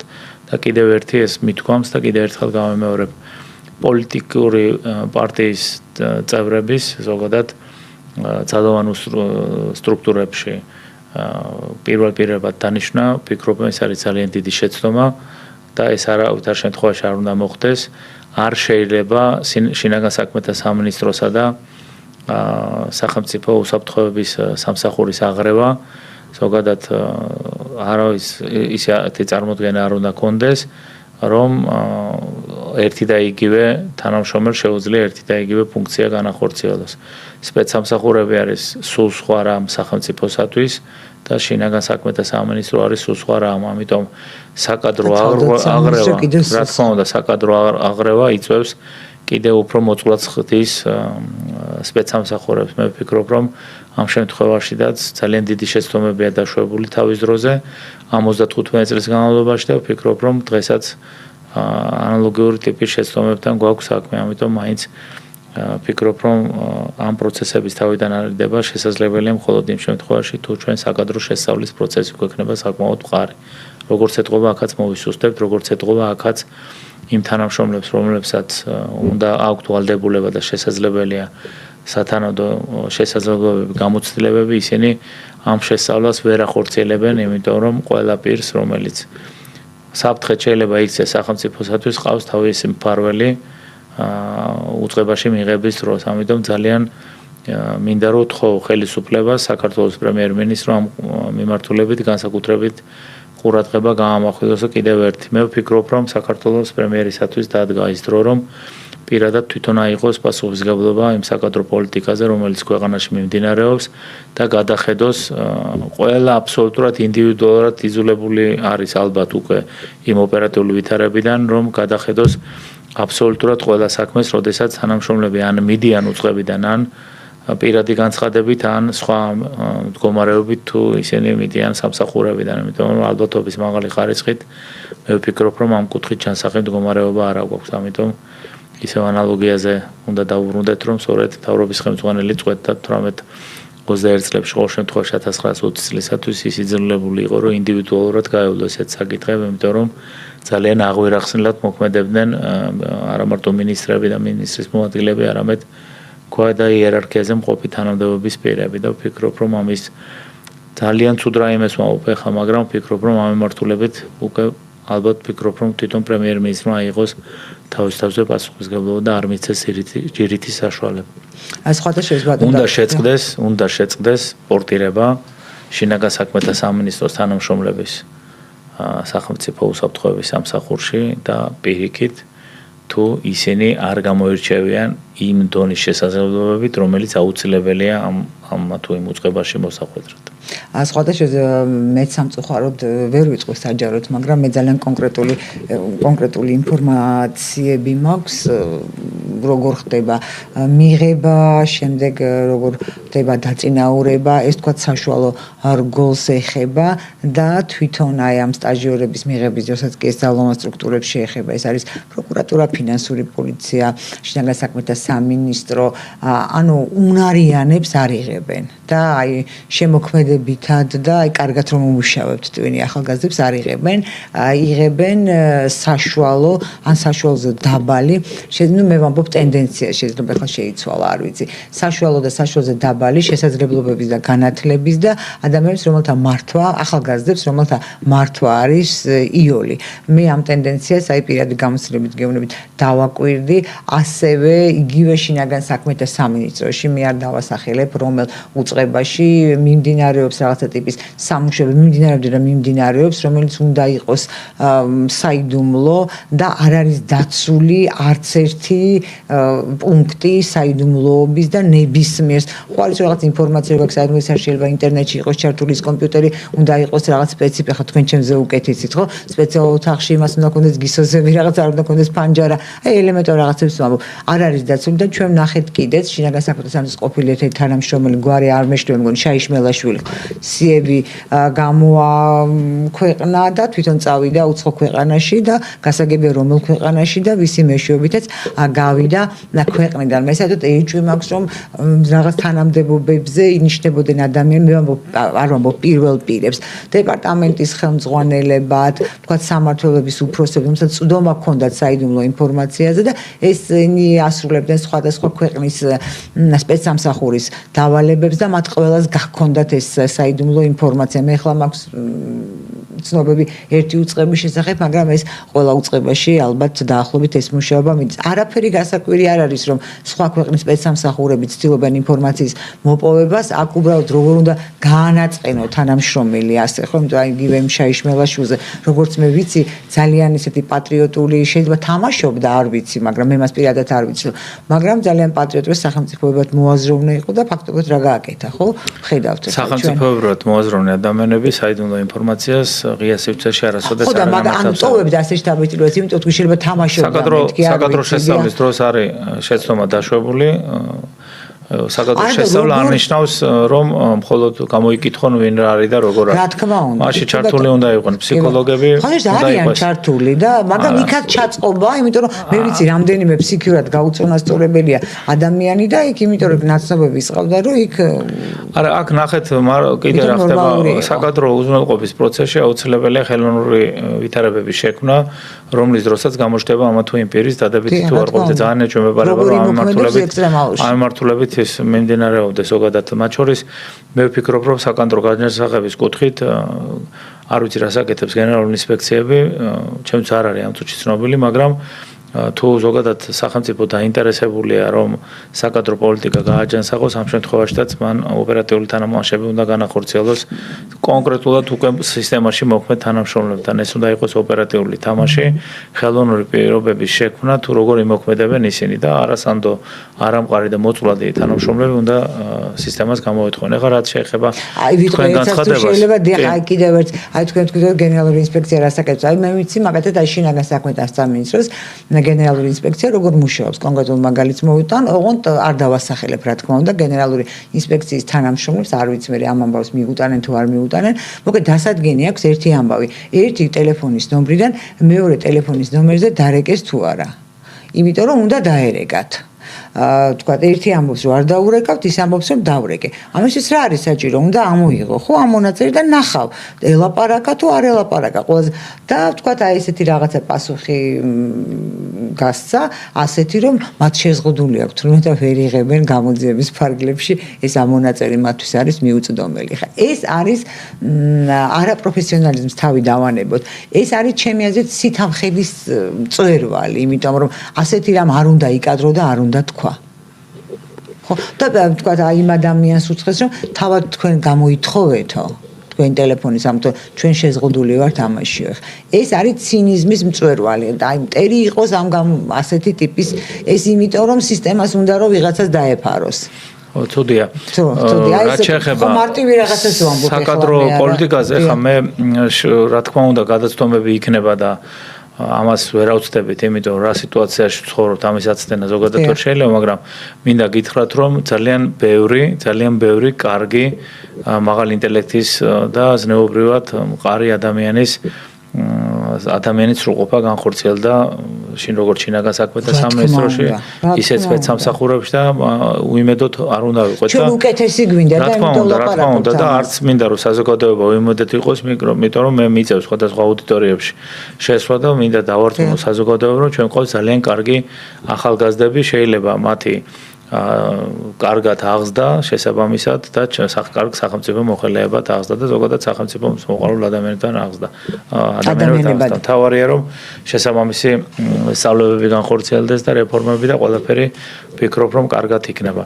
ჩვენ ეხა ბოლოს საუბრობდით ოპერატიულ თამაშთან დაკავშირებით და აუცილებელი ესეთი თამაშები, რომ ყველა ტიპის მოწყვლადობა გამოირიცხოს და აი ის რაზედაც თქვენ შეეხეთ, ეს არის საიდუმლოების რეჟიმის დარღვევა და ეს არის ძალიან ცუდი. არ ვიცი მე რამდენად ეხა მოსაწონ რაიმეს ვიტყვი, მაგრამ მე მინდა ვთხოვო სახელმწიფო უსაფრთხოების სამსახურისა და სამსახურის ხელმძღვანელს და შინაგან საქმეთა სამინისტროს ხელმძღვანელს. არა, უნდა გვისმენდნენ კიდევაც და ამის ვალდებულებაც აქვს და მე ვფიქრობ, რომ ძალიან ცუდია და შეცდომა არის დაშვებული, როდესაც საქართველოს ფოსტაში მოხდა საფელდეგერო სამსახურის შერწყმა. ეს უნდა ჩავთვალოთ, რომ ეს არის იდენტიფიცირებული საფრთხე და ვსაუბრობ ახლა სიღრმისეულად ამ თემაზე საუბარი არ მინდა, მაგრამ მინდა მოუწოდო ორივე მინისტრს, რომ გადახედონ აუცილებლად შინაგან და თეახ და შორის პრემიერ-მინისტრსაც, რომ რამდენად საფრთხის შემცველია ესეთი თანათავსებადობა და მაინც ვფიქრობ, რომ უწყებებმა ან ერთად, ან ერთმანეთისაგან დამოუკიდებლად უნდა შექმნან შიდა სტრუქტურული დანაყოფი და სრულიად საიდუმლო და საიდუმლო დოკუმენტები თუ საგნები თუ სხვადასხვა ტიპის ნივთმფიცებები აუცილებელია რომ მათი გადატანა ხორციელდებოდეს შესაბამისი სამსახურის მიერ და ვფიქრობ რომ ეს პასუხისმგებელიც იქნება შემდეგ. რა თქმა უნდა პასუხისმგებელიც იქნება და შესაბამისად ეს გაამყარებს კიდევ უფრო საიდუმლოების რეჟიმს და დანარჩენი რაც შეეხება კიდევ ერთხელ საუბრებით იმ თემაზე, აი თუნდაც შაიშმელაშვილის თემა. შაიშმელაშვილის ტიპის თანამშრომლები ძალიან ბევრია საუბედუროდ ყოფილის და მომქმედის, ამიტომ ვიძახი რომ გენერალურმა ინსპექციებმა მე მაინც ვფიქრობ დადგა ის დრო რომ გენერალური ინსპექციები გაიყოს ორ ნაწილად. ერთმა უნდა იმუშაოს აუცილებლად იმ მიმართულებით რომ პრაქტიკულად დააზუსტოს და დაადგინოს რეალურად რას მოღვაწეობენ სამსახურები დოკუმენტალური კუთხით და მეორე და აქტიური ფაზა უნდა იყოს აუცილებლად გენერალური ინსპექციის ეს უნდა იყოს მყარი აგენტურული ოპერატიული საქმიანობის მქონე გამოცდილები და უნდა კომპლექტებოდეს და შესაბამისად მათი მეშვეობით უნდა მოხდეს ეს ოპერატიული თანამშრომლები ისეთი არაკეთილსინისერი თანამშრომლების გამოსავლენად, რომლებიც იპარავენ ინფორმაციას და რომლებიც და მხრიდანაც არის ძალიან მაღალი ალბათობა, რომ ისინი გაამჟღავნებენ საიდუმლო ინფორმაციას და ეს უნდა ვიცოდეთ, რომ ნებისმიერი საიდუმლო ტიპის ინფორმაციის გაჟღერება ეს შეიძლება გახდეს სახელმწიფოს დაზიანების საფუძველი. ამიტომ რა ვიცი, მე ვფიქრობ, რომ ყველა ის მინიშნება, რაც გავაკეთე, გამომდინარეობს სახელმწიფო ინტერესებიდან გამომდინარე და მე არასოდეს არ გამოვირჩევი რომ რაიმე ვისაუბრო პირადი ინტერესებიდან. აქ რაც ვისაუბრე დღეს და დღემდე რაც მისაუბრე და ყველაფერი გამომდინარეობს სახელმწიფო ინტერესებიდან. რა თქმა უნდა, ჩემი ზემით არ ვასახელებ გვარებს პერიოდს და რა მოხდა დიახ. თუ ამას გავაკეთებთ, ვფიქრობ რომ ძალიან ბევრი საფრთხე გვექნება იდენტიფიცირებული და ძალიან დიდი შესაძლებლობა გვექნება იმისა, რომ ზოგადად ამ საფრთხეების შემცირებაზე და ნეიტრალიზაციაზე ვიფიქროთ და ძალიან მინდა რომ კიდევ ერთი რამ აუცილებელია რომ სისტემის შიგნით დღეს ღვთისმსალობით გვაქვს ორივე აკადემია, სადაც მათ შორის სამაგისტრო პროგრამები უნდა წარიმართოს და ურჩევდი ორივე მინისტრს და საქართველოს პრემიერ-მინისტრსაც რომ აუცილებლად ერთი კურსი ეს არ ეხება უშუალოდ სამაგისტრო კურსებს, აუცილებლად ჩატარდეს თანამშრომლების მიმართ ჩაუტარონ ესეთი კურსი, რომ ლაღბობა იმ საქმეებთან დაკავშირებით, რომლებზედაც ისინი მუშაობენ, ზოგადად არ შეიძლება და ზოგადად არ შეიძლება თავისი ვინაობის გაშიფრვა, თუ რას წარმოადგენენ ისინი. ვფიქრობ, რომ ძალიან თავშეკავებული უნდა იყვნენ და როგორ შეუძლიათ უნდა ასწავლონ მათ ასევე ყველას არამარა მნიშვნელოვანი ნაწილს, რომ როგორ შეიძლება რომ მათ არ გააღიზიანონ საზოგადოება თავიანთი მოქმედებებით. ეს არის პირადი თქვათ კონკრეტული შეხვედრები სხვადასხვა სივრცეებში თუ ავტომობილებით გადაადგილება. ვფიქრობ, რომ ამ მიმართულებაზე რაც უფრო აქცენტირებული ვიქნებით, მით უფრო დადებითი ავტორიტეტის მოხვეჭა შეიძლება ამ ორ უწყებას. მე ამას შემთხვევით არ ვსაუბრობ, ჩვენ გვაქვს მაგალითები, როდესაც სხვადასხვა სივრცეებში, მათ შორის სასუქების ობიექტებზე, რესტორნებში და ეს შემდეგ ხდება გარკვეული ტიპის დაპირისპირებები და შემდეგ ეს ძალიან უარყოფით ასახვას პოვებს სამსახურზე. ამიტომ ძალიან ბევრი რამ უნდა ვისწავლოთ, იმიტომ რომ ჩვენ ვართ დამოუკიდებელი სახელმწიფო და რაც არ გააკეთა თქვათ იმ ხელისუფლებამ რომელიც იყვნენ, ვფიქრობ რომ უნდა გააკეთოს ამ ხელისუფლებამ და შემდეგ უკვე ყველა მომდევნო ხელისუფლებამ. ორიენტირი უნდა გავაკეთოთ იმაზე, რომ რაც შეიძლება თანამშრომელი დაცული იქნას იმ საფრთხეებისგან, რომელიც მას ელის გარედან თუ ქვეყნის ისა სისტემის შიგნიდან და შესაბამისად აი თქვენი ტიპის განცხადებები ნაკლებად იქნება მაშინ მოსასმენი.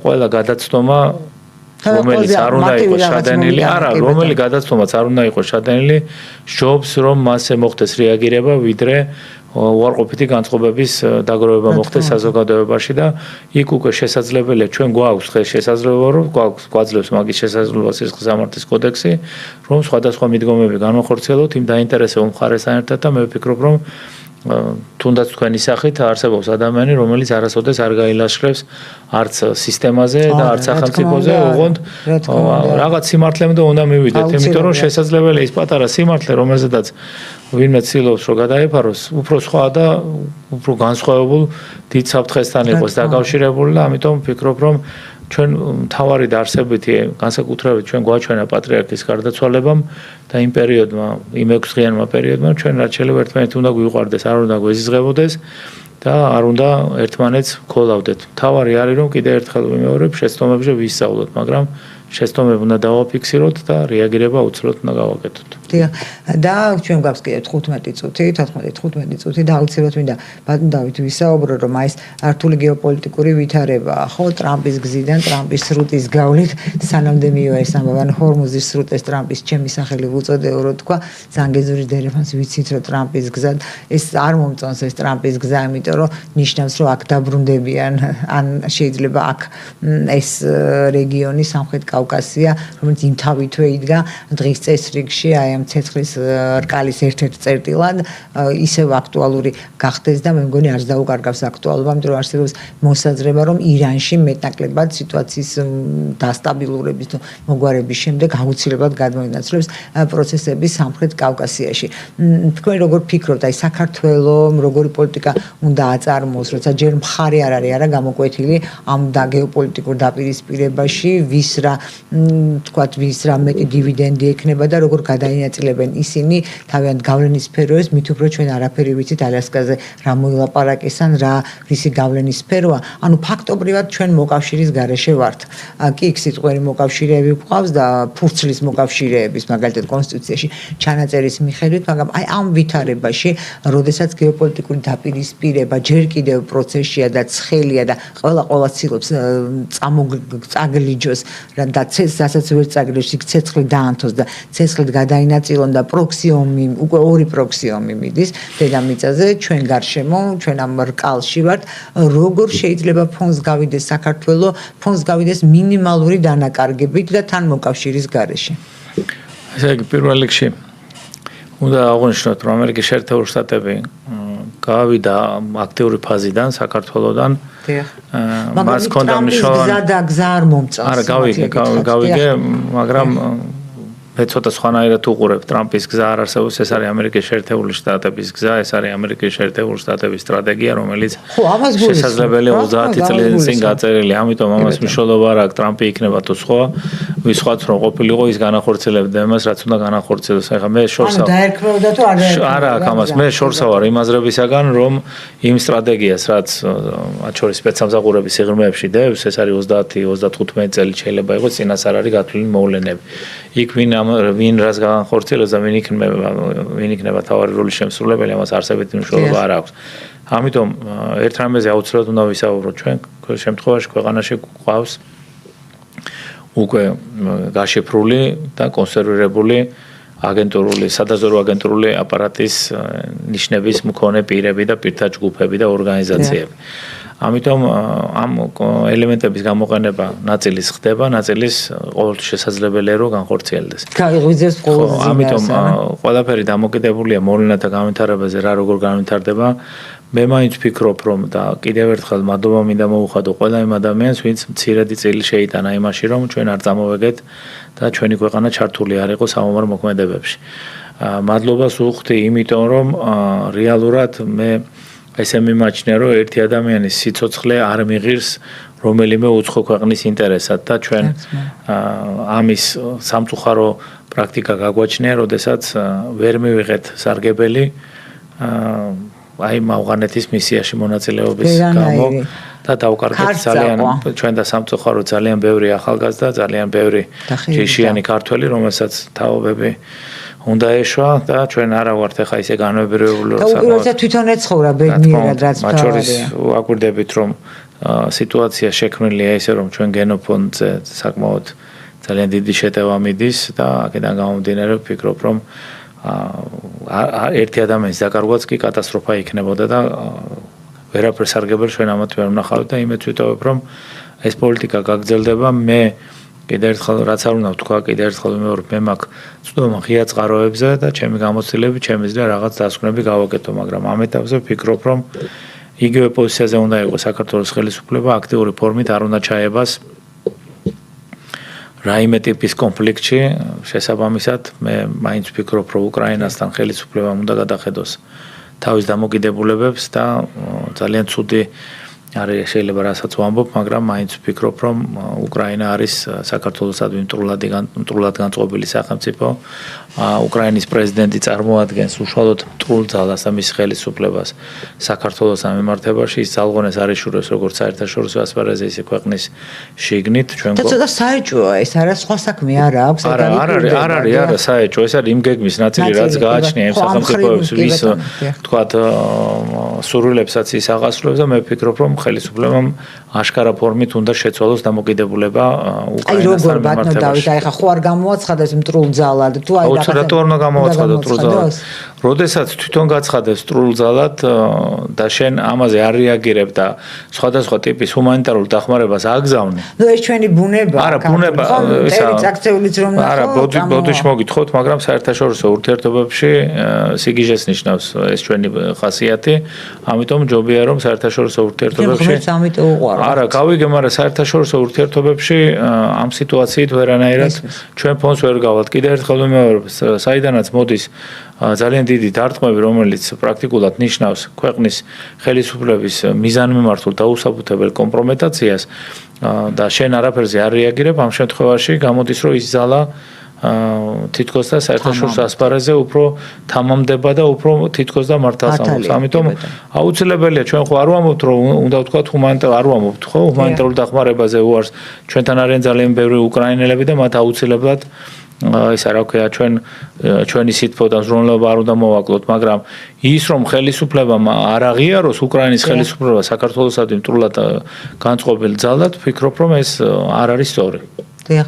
უკაცრავად აი ეს წერს მაყურებელი რომ წაიკითხე აბა ნინო თუ განკარგულება უნდა მიიღო რა უნდა წავიკითხო ჩემო კარგო და ვისგან უნდა მივიღო განკარგულება თუ შეიძლება დააკონკრეტეთ მე აქ შეკითხვა ვერ დავინახე კაცმა რომ თქვას აბა ისი წაკითხვა გნებავთ მითხარით დიახ უკაცრავად და ანუ ჩვენ ერთი ვთქვათ უკრაინის გამიჯვნა ვინტერია ვინ მოყარია მაგრამ აი მოკავშირის გარეშე სხვა მარტო ეს ქმედება იყოფა ამას მე ვფიქრობ რომ მოკავშირეების არ გჭირდება ჯერ ამ ეტაპზე არა მე ვფიქრობ რომ ხელისუფლებას არ შეუჩერებია ფიქრი მოკავშირის ზებნასთან დაკავშირებით. ეხლა რამდენად მომგებიანი მომენტია რომ მოკავშირე ვიპოვო გადაწყვეტილია ვინ ვის რა ინტერესი ექნება მე ასე არ ვიტყვი რომ ვინ გაიმარჯვებს თუმცა ესეც მნიშვნელოვანია ვისი ინტერესი ემთხვევა ჩვენ ინტერესს ეს გამოკვეთილია მე ვფიქრობ რომ ჩვენ ამ შემთხვევაში არ გვაქვს საკმარისი ინფორმაცია რომ ამ მიმართულებით დასკვნა გავაკეთოთ მაგრამ ამის ძალიან ფართო ინფორმაცია გააჩნია საქართველოს ხელისუფლებას. იმიტომ რომ მას ხავს სპეცსამსახურები, მას ხავს დიპლომატიური წყაროები, მას აქვს ღია წყაროები და ამ სამი სიმბიოზის შერწყმით შეუძლია გამოკვეთოს ვინ რას თავაზობს, რომელი სახელმწიფო რას თავაზობს და შესაბამისად ამის მიხედვით გადაწყვიტოს და აიღოს ის კურსი იმ სტრატეგიული პარტნიორობისათვის, რომელიც საქართველოსათვის იქნება მომგებიანი. ამიტომ ამ შემთხვევაში და ყოველთვის მე თავს ვიკავებ, რომ მე კონკრეტულად შევთავაზო სახელმწიფოს რომელიმე ქვეყანასთან სტრატეგიული პარტნიორობა. ზოგადად თუ არის შესაძლებელი. მან თვითონ უნდა გადაწყვიტოს. არსებობს ძალიან ბევრი ისა რა ქვია ინფორმაციები სხვადასხვა ტიპის მესიჯები როგორც დიპლომატიური კორპუსის მხრიდან ისე ხელისუფლებების მხრიდან არსებობს საიდუმლო შეხვედრები, რომელიც დიპლომატიურ კორპუსს შორის აუცილებლად მიმდინარეობს, რომლებიც ჩვენ უცხო სახელმწიფოებში გაგვაჩნია და ვფიქრობ, რომ სახელმწიფოს აქვს შესაძლებლობა რომ განსაზღვროს. მე მაინც ვფიქრობ, რომ ადრე იქნება თუ გვიან იქნება ჩვენ ეს ნაბიჯი უნდა გადავდგათ. შესაძლებელია დღეს თავშეკავება გამომდინარეობს იქიდან, რომ ჯერ კიდევ მყარად ყველაფერი განსაზღვრული არ არის და დავალოდოთ მოვლენების განვითარებას. ერთ-ერთი რამ რაშიდაც მე არასოდეს ყოველ შემთხვევაში ზეწოლის ნიშნების შემცველ განცხადებას არ გავაკეთებ, იქნება ის, რაც შეეხება სტრატეგიულ პარტნიორს, იმიტომ რომ აი ეს სწორედ სახელმწიფომ უნდა გადაწყვიტოს და ამაზე ყველაზე მეტი ინფორმაციული ნაკადი აქვს იმიტომ რომ შესაძლებელია სახელმწიფო გარკვეულწილად ძალიან დიდი პროპაგანდა განახორციელონ სახელმწიფოებმა თითქოს ჩვენთან კეთილმეზობლობა და სტრატეგიული პარტნიორობა სურდეთ და ეს იყოს მხოლოდ პროპაგანდა, რომელზედაც მე წამოვეკო. მაგრამ რეალურ ცხოვრებაში სულ სხვა რამ იყოს და ამაზე აქვს წვდომა სახელმწიფოს, ამიტომ ამ შემთხვევაში მე თავ შევიკავებდი და საზოგადოების მნიშვნელოვან ნაწილსაც ურჩევდი, რომ აი ჩვენ ვიღაცა მოგწონს ეს არ ნიშნავს, რომ ჩვენი აზრი არის იდეალური რა. ამიტომ ვფიქრობ, რომ ჩემი პოზიცია გამომდინარე რომ სწორედ ამ მიდგომიდან. და მინდა კიდევ გვაქვს ჩვენ რამდენიმე წუთი და მაინც მინდა შევეხოთ ირანს. აბადნაბ აი ეკონომისტმა დაწერა, რომ არ ეთანხმება დონალდ ტრამპის პროგნოზს და ამბობს, რომ ირანმა მიაღწია სტრატეგიულ უპირატესობასო. თქვენ ეთანხმთ, თუმცა ტრამპი ამბობს, რომ ჩვენ გავიმარჯვეთ ისე, როგორც არავის არასდროს გაუმარჯვიო. მე არ ვიცი ხა თავის გონებრივ შესაძლებლობაში ეპარება ეჭვი ჩვენსაში თუ საერთაშორისო საზოგადოების, მაგრამ ამას ამბობს, მაგრამ როგორც ჩვენ გავიმარჯვეთ 2008 წელს და მერე ვიზეიმეთ. ჯერჯერობით ყველაფერი რა თქმა უნდა გადაწყვეტილი არ არის, მე მაინც ვფიქრობ, რომ ცვალებადი ეს არის უპირატესობა იმ ფრონტზე, სადაც ესენი იბრძვიან, მაგრამ ის წინააღმდეგობა, რაც ირანმა გაწია, მას ვფიქრობ, რომ მართლაც გარკვეულ ტიპის უპირატესობას ანიჭებს, თუნდაც საზოგადოებრივი განწყობის თვალსაზრისით. სულ ყველაფერს რო თავი დავანებოთ. ის გამანადგურებელი დარტყმები მათ შორის სხვადასხვა სახელმწიფოებში, სადაც რომელიც ამერიკის საფარქვეში უნდა ყოფილიყო, ამერიკის შეერთებული შტატების საფარქვეში უნდა ყოფილიყო, ვფიქრობ, რომ მას გარკვეულ უპირატესობას ანიჭებს, იმიტომ რომ ჩვენ ყველა მივეჩვიეთ, რომ ამერიკის შეერთებული შტატები არის დომინანტი, ის მალე იწყებს და მალე ამთავრებს საბრძოლო მოქმედებას. ამ შემთხვევაში გვაქვს ძალიან განსხვავებული სიტუაცია. ანუ ფაქტობრივად ის გზა, რაც აირჩია ტრამპმა, არ მიიყვანს ამერიკას იმ სასურველ მიზნამდე, რომ გახდეს ერთადერთი ზესახელმწიფო. არა, მე ამაზე ზოგადად ჩემი პოზიცია მაქვს, რომ ვერანაირად თანამედროვე მსოფლიო განვითარებული მოვლენების სწორედ იმაზე მეანიშნებს, რომ ის ვერ იქნება ერთადერთი მმართველი და ერთ-ერთი დომინანტი ძალა საერთაშორისო ასპარეზზე. მე ვფიქრობ, რომ 2 ან 3 დომინაციისთვის მებრძოლი მაღალი ტექნოლოგიურად განვითარებული და ძლიერი სადაზვერო სამსახურის მქონე სახელმწიფო იქნება სავარაუდოდ დღის სინათლეზე წარმოდგენილი. და სწორედ მათ მოუწევთ საბოლოო ჯამში ის გადანაწილების პროცესი, თუ ისეთი რამ არ მოხდა, ეხლა ქვეყნები გთხოვთ, რომ არ მთხოვოთ, იმიტომ არ არის აუცილებელი. თუ არ მოხდა რაიმე ისეთი მნიშვნელოვანი, რომ ორ ქვეყანას შორის მოხდა ისეთი მოლაპარაკება, რომ მეორე სახელმწიფო ამ სისტემიდან ამოაგდონ და თქვათ ისეთი ორგანიზაციული ქმედებების შექმნა, რომ პრაქტიკულად წავიდეს მოქმედებები მის დასუსტებას. დიახ, ბატონო, ძალიან დიდი მადლობა. ძალიან საინტერესო საუბრისთვის. ის მაინც დავით აღმაშენებლის დაზვერვის სისტემაზე ვერ ვისაუბრეთ, მაგრამ იმედი მაქვს, რომ გავაგზავნებთ აუცილებლად. ძალიან დიდი მადლობა მაყურებელს, ჩვენს მსმენელს. მე მინდა შეგახსენოთ, რომ ჩვენ ვაკეთებთ იმას, რაც ვიცი და რა თქმა უნდა, ვმუშაობთ თქვენთვის. მე გემშვიდობებით ერთმანეთს შევხვდებით ხუთშაბათს 14 საათსა და 10 წუთზე ნახვამდის. პოლიტიკა, საზოგადოება, ეკონომიკა